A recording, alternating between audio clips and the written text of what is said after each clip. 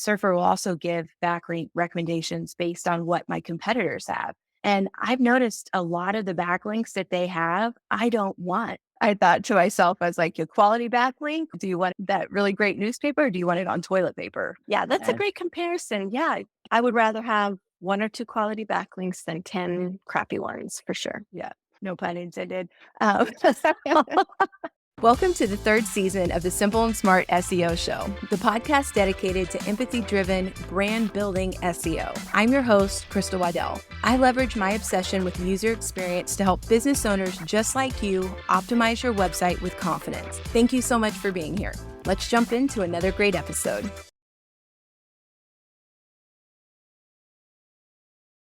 Welcome back to the Simple and Smart SEO Show podcast. Today, we have a special guest with us to talk about SEO, mental health, and a few other little tidbits that you're just going to love, I know. So, Sophia Vega, welcome to the show. Thank you so much for being here. Oh, thanks for having me, Crystal. I'm really looking forward to just having the chance to chat with you. Yeah, SEO and all the things. So we have interacted on LinkedIn quite a bit, which is neat. And you've made the comment that we kind of share a similar path or vision of SEO into the future. Could you tell everybody a little bit about you and your background and how you came into SEO? Sure. So I was a teacher for 15 years. Long story short, my undergrad was in communication studies, and I did PR for a few years in the corporate world, and then found myself thinking, oh, is this what I want to do? I love kids. So I went back and got my master's and my teaching degree. And like I said, I taught for 15 years, and I have struggled with mental health my whole life, just anxiety and depression. And COVID happened. And I think that exacerbated everybody's anxieties and just put us in a space that we had never been in. And teaching, as you can imagine, became very stressful. And I actually saw a quote on Facebook one day, and it said basically the gist of it was that to your family, you're everything. Like your job is always going to be there. It'll be okay without you. You're not the only one who can do that. But to your family, you're the only one. And I had been feeling so stressed. So that really resonated. Yes. Yeah. So that's crazy. I saw that exact quote card today on Facebook. Oh, wow. Yeah, Yeah. something that was the exact same sentiment, almost the exact same wording. That is so crazy. So I'm so sorry to interrupt you, but I thought that is a crazy coincidence. It really is. And it was just a moment of reckoning for me. I started really thinking about all the time that I was spending. Should have been family time working on teacher things. I was taking my grading to soccer games, and in the evenings, I was on my computer lesson planning. And I had told my administration that like this pace is unsustainable. I was teaching virtual and in person at the same time. And I was actually teaching a Spanish immersion program. So I was teaching in Spanish to English speakers. So imagine that with virtual. And how the kids? So this was second grade. So first grade was their first time in the immersion program. And remember, their first grade year had been cut off early because of COVID. So now they're in the second year completely in Spanish. And when you're virtual, you just miss out on all the mannerisms that really help get the understanding around. So it was just a really tough time. Both of my parents got sick. My dad passed away. And yeah, that just led to, unfortunately, me having a panic attack at school. And I thought about taking FMLA, but it just didn't work out. I decided to just walk away for my family and for myself. And my good friend who is in the digital marketing space said, hey, why don't you start a business as a virtual assistant? All of the things that make you a great teacher would make you a great virtual assistant. I had no idea about the online space and just what a huge world it is. I remember secretaries, I remember executive assistants, but this whole idea of a virtual assistant, I really hadn't thought about it. So I am a doer. So she said that. She pointed me in the direction of a course. I took it. And by 2 weeks later, I was taking clients and had my stuff set up. Yeah, it happened fast. And I'm glad it did because it didn't give me time to dwell on the fact that I was leaving a career and who I had been for 15 years. I had this new thing. I was excited about it. And the more I got into this digital space, the more clients I had, the more I saw that they really didn't necessarily need a virtual assistant. They needed somebody who knew marketing, strategy, and doing. So I took a university course in digital marketing science, learned about SEO for the first time. I love data. And so I totally geeked out on everything SEO. I was like, this is amazing. Being strategic, planning your content, so powerful. Yeah, I think it's so funny because as teachers, I think from the educator background, it's okay. I don't know everything that I need to know, or I don't feel as confident as I need to feel about this. So I'm going to go get more education. And I just love that because I totally resonate with it. It's okay. I want to learn everything I can about this so I can be as effective as possible. And another comment that you made, I also saw a post about this on Instagram just yesterday where someone was saying, hey, look, when you hire a social media manager, you're not hiring a strategist for your business. And I think that's where a lot of people get it confused. It's okay, I'm going to hire an assistant or I'm going to hire some help. And then they're like, here's my business, do some social media for it. But really, what we should be doing, and correct me if I'm wrong, but what we should be doing is sharing our strategy and handing that off, right? Or do you have any thoughts on Absolutely. that? No, I agree with you 100%. And I'm sure you've experienced the same thing. Like coming up with the strategy for your own business is hard. It's very personal. And honestly, you are in the weeds, like doing the client work. If you're not conscious and really taking time out to plan a strategy long term, you're just, okay, I know I need to be on social media. So I'm going to do these things on social media. I'm going to have a blog. And so you're creating all this content, but it doesn't have like goals, specific time bound goals that you're moving towards. You may not be tracking the KPIs. So I feel like that strategy is that missing piece. Like you're saying, you can hire doers, but they don't always know the strategy. Yes, so very true. And then you said that you took your course in 2020, right? At the university? Yes, at Okay. Tech. Okay. So what was that like in terms of what they taught you about search engine optimization and what it was like actually putting it into practice for clients? So the great thing is that I had found SEMrush prior to taking the course. So when I got in the course, it was like they were confirming everything I was seeing in SEMrush, and they even recommended SEMrush as a resource. And so really they helped me think about long tail keywords versus just putting in one word like marketing. And marketing is going to be such a high volume and a very competitive word, like 100%.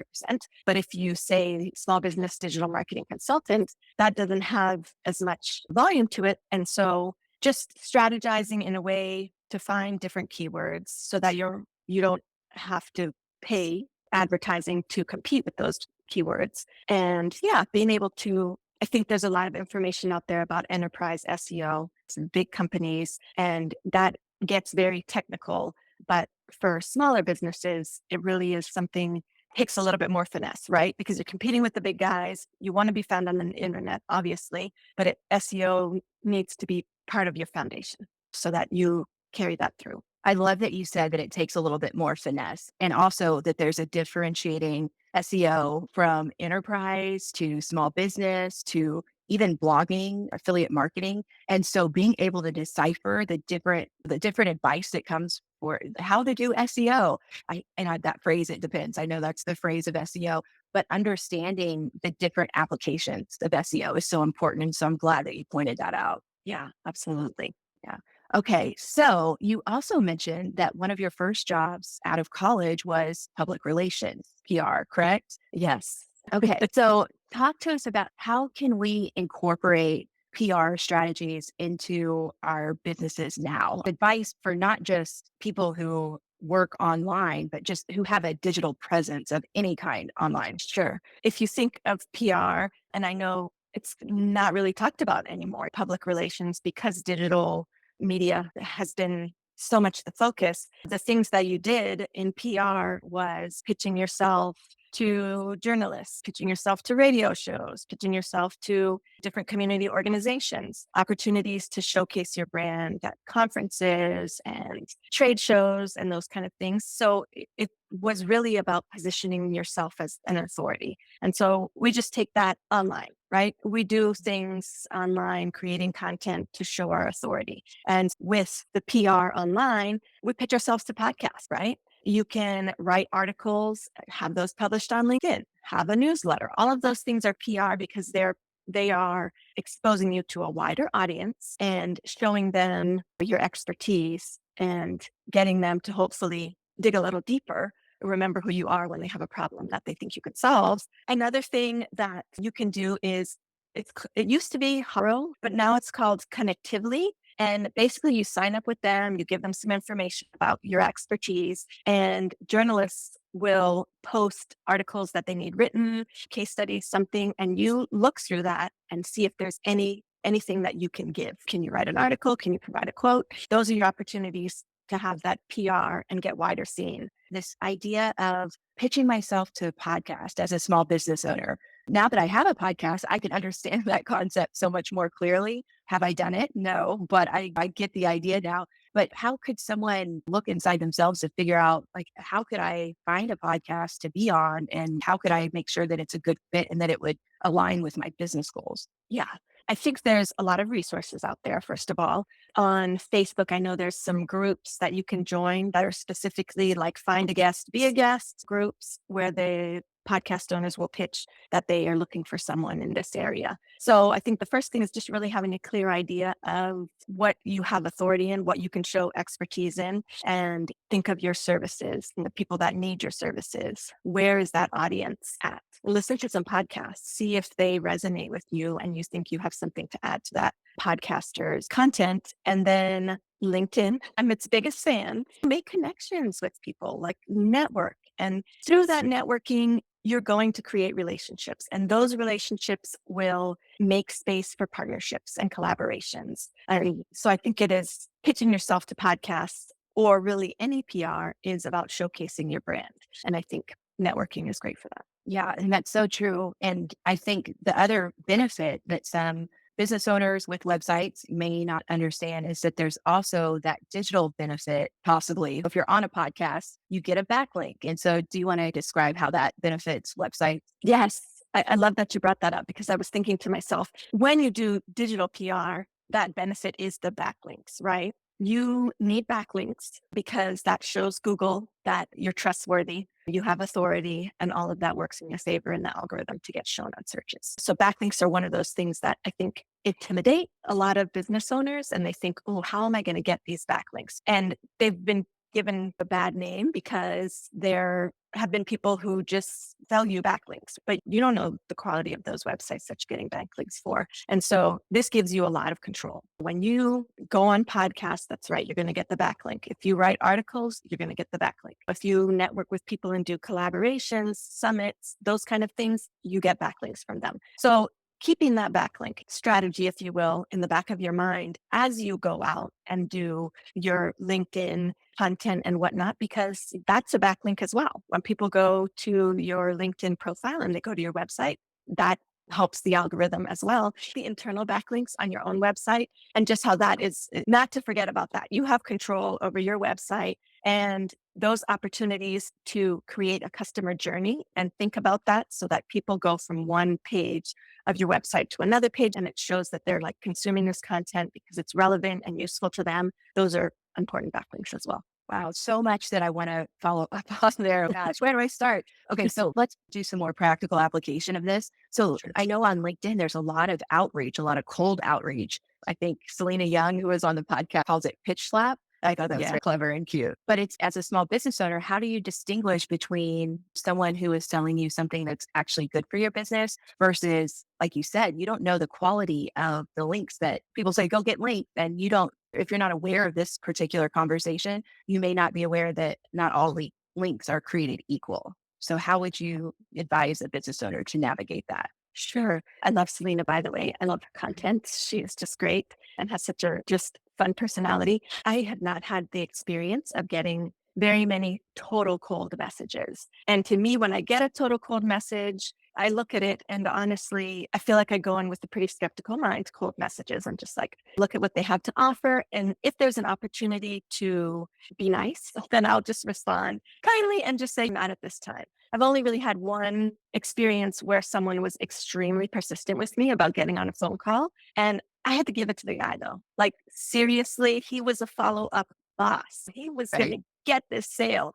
And so I told him, hey, I appreciate your tenacity, but right now this is not part of my business plan. So I think that you have to just take it with a little bit of humor. These people are just trying to do their job. But the great thing I think about LinkedIn is that you can filter that out pretty easily. And like I said, in my experience, it has not happened to me very much. And so it hasn't been like something that I'm super frustrated with. I am very strategic when I make connections, because I try to connect with people who I either want to see their content, I feel like it's valuable to me and I appreciate their point of view, or people that I think could benefit from my content. And that's naturally led to conversations in the DMs. Either when I reach out, I always put a note and then people will write back, or if someone connects with me, I always send them a note that says, thanks for the connect. I'm curious what it was about my profile that piqued your interest. And that leads to conversations. So I think it's, yes, sometimes you get that pitch slapped, but I think you just handle it with some humor and grace and then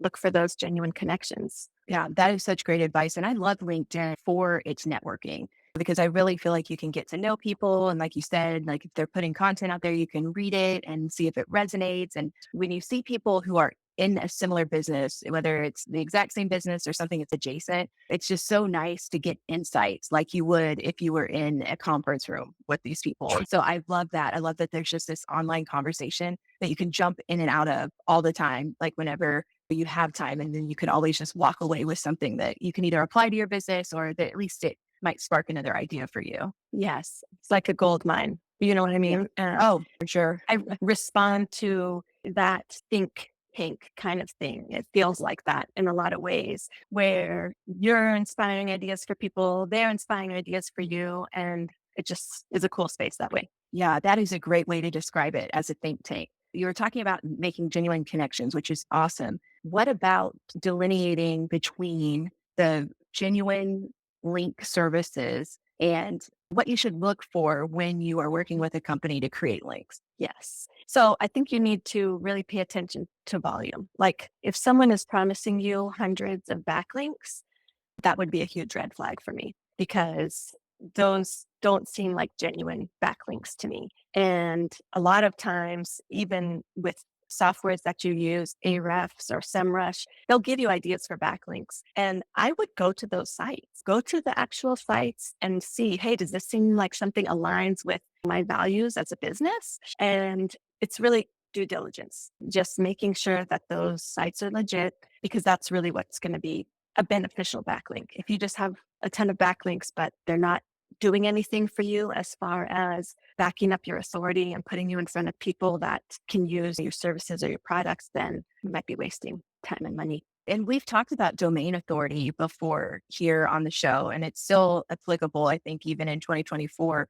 And it's a great metric to just see, okay, is this backlink of any value? And on the most minimum level, I would say I don't want a backlink that is from someone who has a domain authority less than mine. That's been like my general standard. Some of the biggest websites in the world, their domain authority is 60, 70, 80 plus. And those are the quality backlinks that you want to get. I've noticed even with the recommendations, like I use Surfer for content creation, and Surfer will also give backlink recommendations based on what my competitors have. And I've noticed a lot of the backlinks that they have, I don't want. Once you are aware of how the system works, it's almost like a relief, because if they have a bunch of backlinks that are really of no value, that makes me feel a little bit better about not having as many as they do. Yes, backlinks are important to your website, but how you get them is also important and can impact the health and what your website can do in the future if you don't do it correctly. Yeah, I think a good way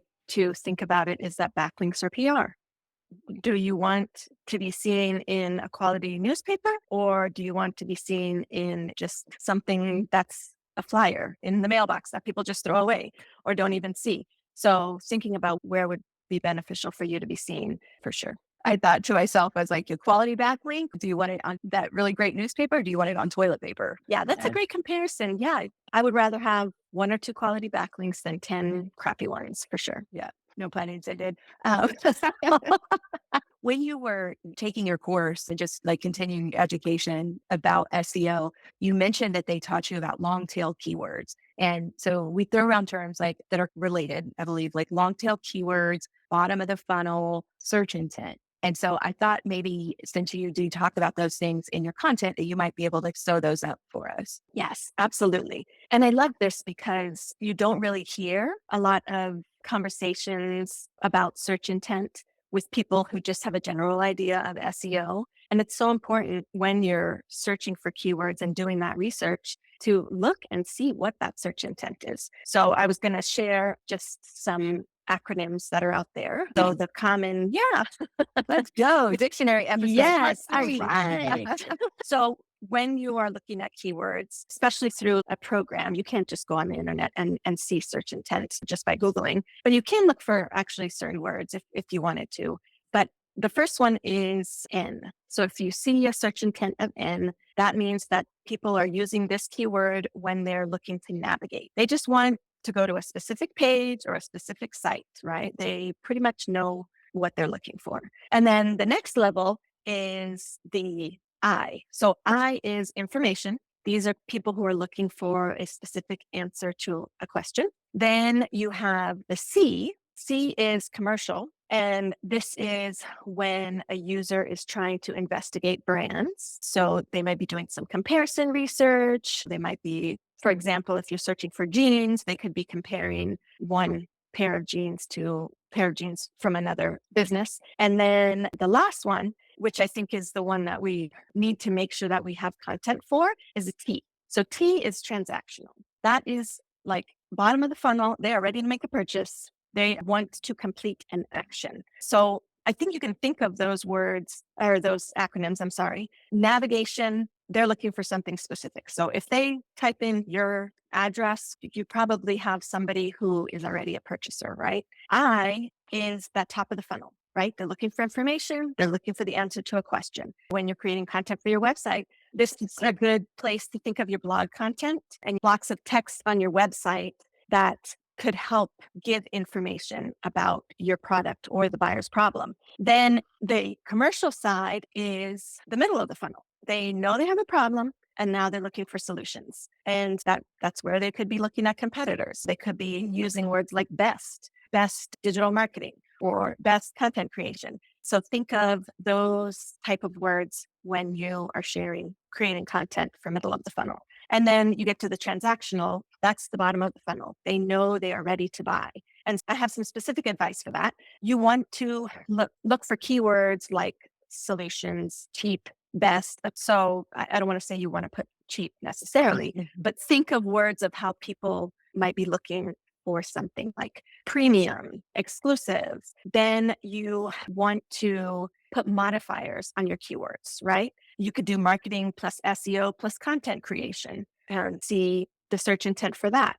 For example, you could think of what you do, the service or the product that you provide, and then you could put the modifiers of software, platform, solutions. So, in our field, it could be marketing solutions or content solution plus solutions. And then you could also use your competitors' names, right? So you could use your competitor's name plus alternate, plus competitor, plus versus. So you're changing up your search by adding those plus modifiers so that you can see what people are searching for and make sure that you include that in your content, right? Another thing is SEO, for example, you could put SEO plus tool, SEO plus consultant, SEO plus software. Those are those bottom of the funnel keywords that can help a buyer. They're ready to do something. Wow, you just made my head explode with the transactional piece. Oh my gosh, I love that so much. So I was thinking I rank for Hobby Lobby 24-inch letters, something I specifically targeted, but I never thought about putting alternative because I think it was Eli Schwartz's book, Product-Led SEO, or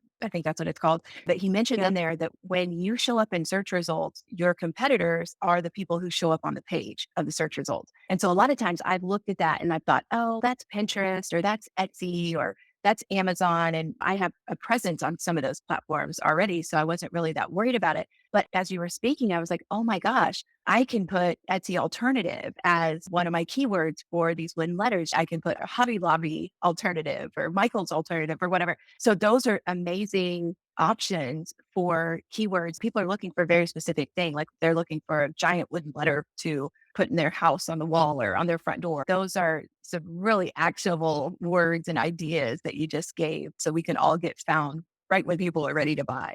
Absolutely. Yeah. Thinking about that just helps you. It's one more level of getting you in front of the buyer at the right time. Yeah. And another thing that made me think of is a lot of times when people buy from marketplaces, whether they buy from, let's say, Amazon or Etsy, or even see a product on Pinterest, they purchase the product. And when someone asks them, where did you find this? They say the website. So even now considering Pinterest as a competitor from the SERPs, people don't necessarily know that Pinterest isn't selling them that thing if they click through to a website that then they can buy it from. Just like on Etsy, people aren't usually saying, oh, I got it from this specific shop. I got it from Etsy. So this is just one of those paradigm shifts that I'm having in my mind about search and search results pages. Thank you. I just had to get that on my head. No, I love it. Then I'll remember it later. I just love that. So I guess before we wrap up here a little bit, like as you're doing these things, what are some tips for measuring it? Because I feel like that's one of the trickiest things to do as well, is just organizing all of this information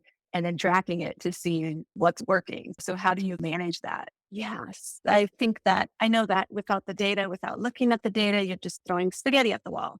And so things that I specifically track, like if I know that the majority of my content creation is my blog, then I'm looking for engagement on the blog. You can get as granular as you want, from how much time they spend scrolling on the page to just number of people that go to the blog.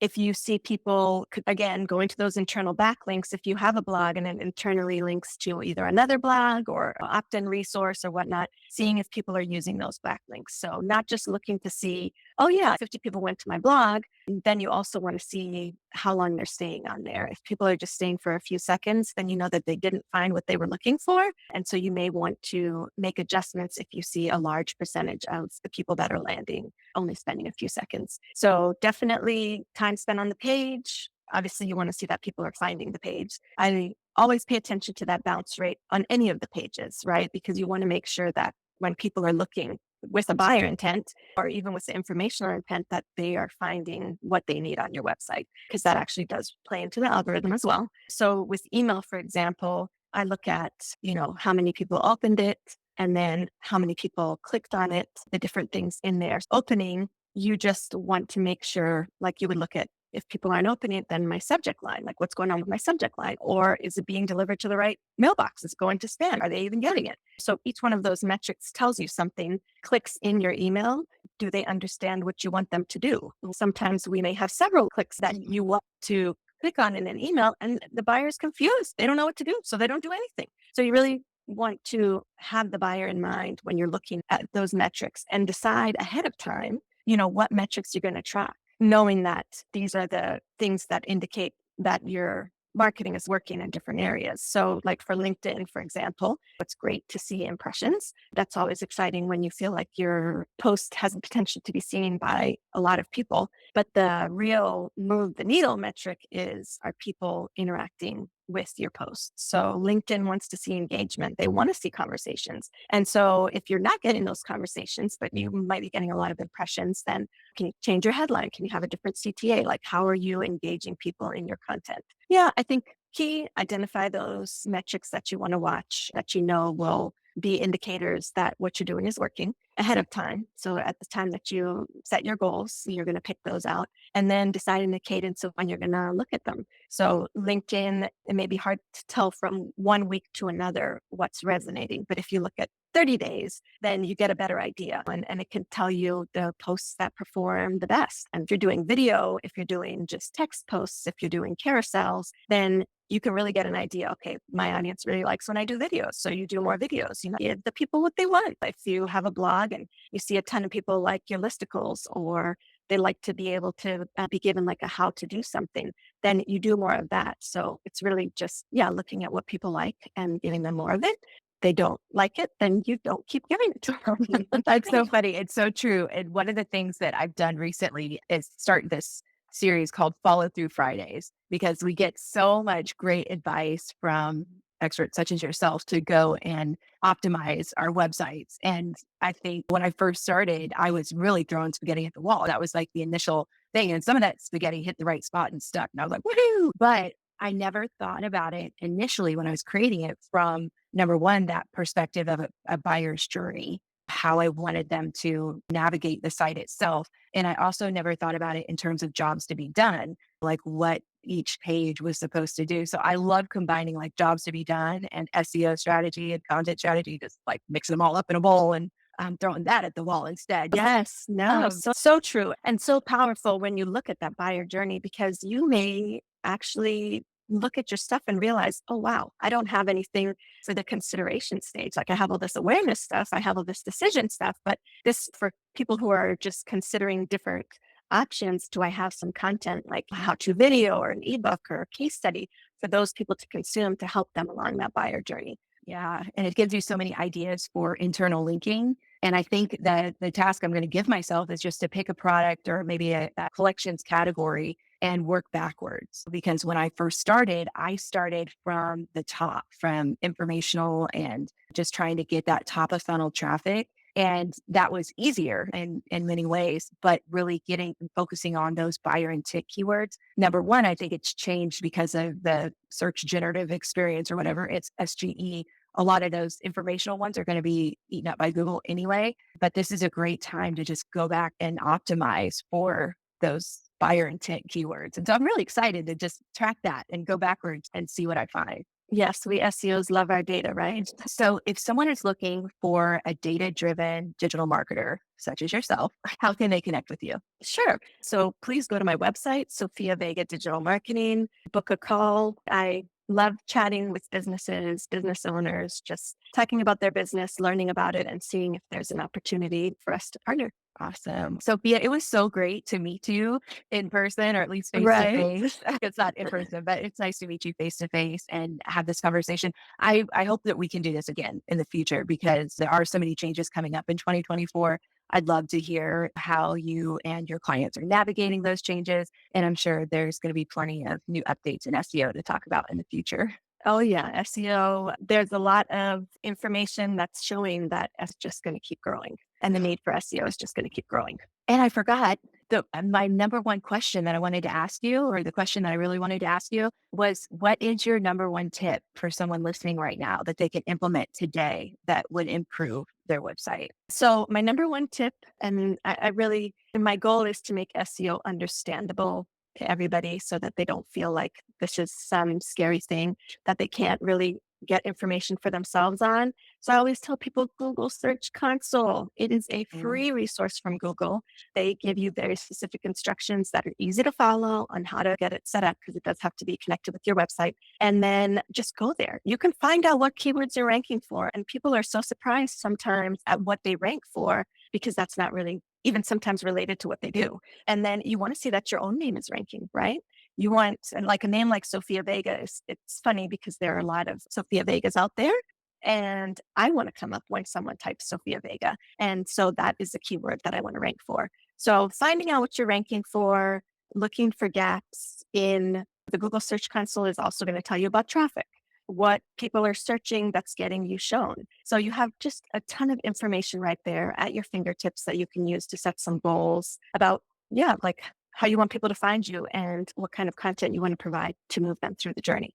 That would be my tip. Definitely know your stuff, check it out, get your information. That is awesome. Thank you, Sophia, for being here today. I appreciate it so much. And I know everybody's going to get so much value. So thank you. Oh, thank you, Crystal. I look forward to being back.